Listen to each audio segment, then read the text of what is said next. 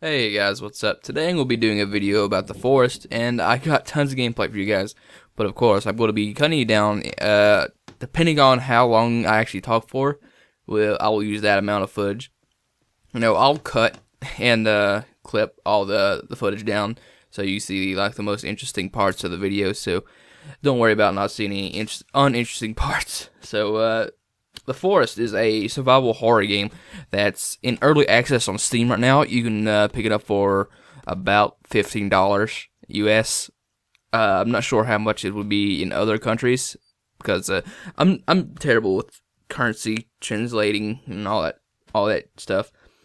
But I will leave a link in the description to the Forest's store page, and if you want to check that out after watching this video, you can do that.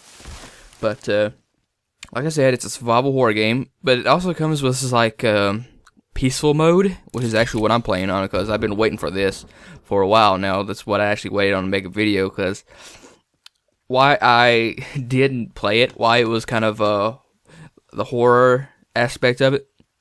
It just got to the point where it wasn't horror anymore. It was just annoying, so I kind of stopped playing and I backed off until this was released. Apparently, it was released in the last patch. So how you activate the peaceful mode is while you're on the main menu of the game is you type vegan mode, and I think that's one word, no spaces, and you just type it on the front page with your keyboard, and when it's worked when like the cannibal like head or whatever was on the main screen before changes to like a blue plant.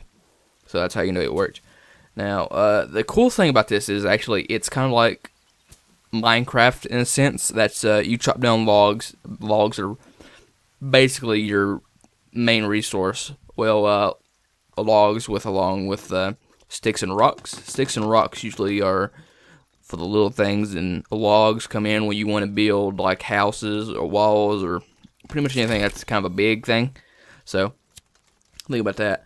Now, like your first objective is actually you have like a little survival hang guide, and once you get off the plane, that's what you have. You have a little fire axe, and you have a survival.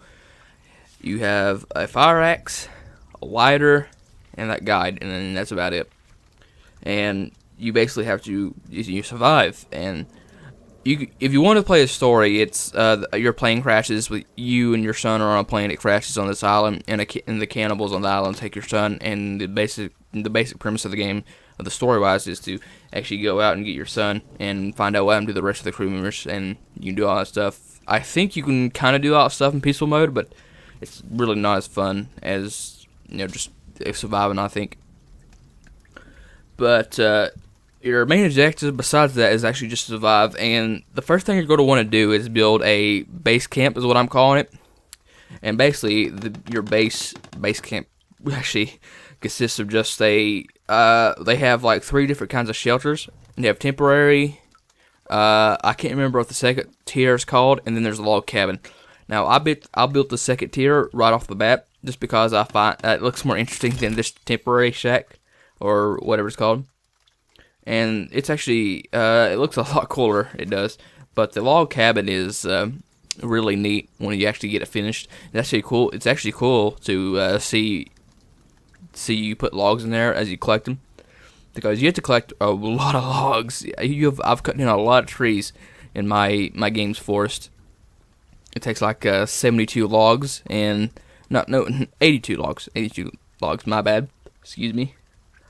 And it will take a while. I won't lie. It'll take a while. It took me about 30 minutes to an hour to actually get it. That's what the majority of the gameplay was from, because I actually had to collect the logs. But between those, I had to actually go out and look for food, because if you're running around all that stuff and picking up these heavy objects, and you're going to be tired out faster than normal, and you actually have to find like food and stuff like lizards and well, not lizards, Komodo dragons, and like rabbits, and I think that's the only kind of natural food source. But there's also like berries and stuff like that. Now there's 2 types of berries, and there's one type that will poison you basically, and the other type is safe. but your survival guide actually tells you which is which, so you can actually pay attention and all that stuff. Now, when you're building your base, there's also a lot of other neat stuff you can do. Like, you can actually build a makeshift, like, fort. There's 3 types of walls. There's just a wall, defensive wall, wall with window, wall with door. Now, the defensive wall is like logs stood straight up, and the tops are like carved into spikes, and it actually looks really neat when everything is pulled together. Now, like I said, your basic resources are going to be logs, sticks, and rocks. Now, there are other resources in the game that I don't think are actually in the early access. So, there's some things I don't think you can build, like the live rabbit cage. I think you need sticks and string. I don't know how you get the string or rope. I don't know how you get that. So, I guess they haven't added it yet, but, whatever. Now, well, I've talked about mainly the good stuff in this game. There are kind of a few, like, stuff in there. Like, I would say that the game is very short, and the content in it is very, like, on the lower side. Like I said, you could build all this stuff, but the thing is, like, I only played, like, an hour and a half, and I had already, like, built myself a base, lit it up, and kind of secured it, and that's just it. I mean, there's nothing more I can really do. I mean, I beat the game, per se. I mean, I'm beat the peaceful game, I would say, because I wouldn't say self-sustaining, but I have built a couple gardens, and I found out that I think light attracts animals. So I lit my camp up like crazy. Not just that, because I built my camp around a watering hole so I could get some water if I ever needed it. Because you will, like, if you fight too much, you'll get covered in blood, or you'll get like mud on you, and you want to get it off. You can just jump in the river or water right beside my hut, and that'll take care of it. But the thing is, like, your fires will eventually go out, and you have to kind of collect leaves and stoke the fire and all that stuff, because you need fires to stay warm and dry. Because I think if you don't have a fire, you will begin to get wet and cold, because for some unknown reason, it's always raining in this game. It doesn't start off always raining, but like about 10 minutes in, 10-15 minutes in, it will start raining, and it just won't stop. I don't know what the deal with that is, because I think they should change that, honestly. Have a little bit different, like, weather patterns, I guess. Well, I guess it just depends on what type of forest it is. It doesn't look like the Amazon forest, so, yeah.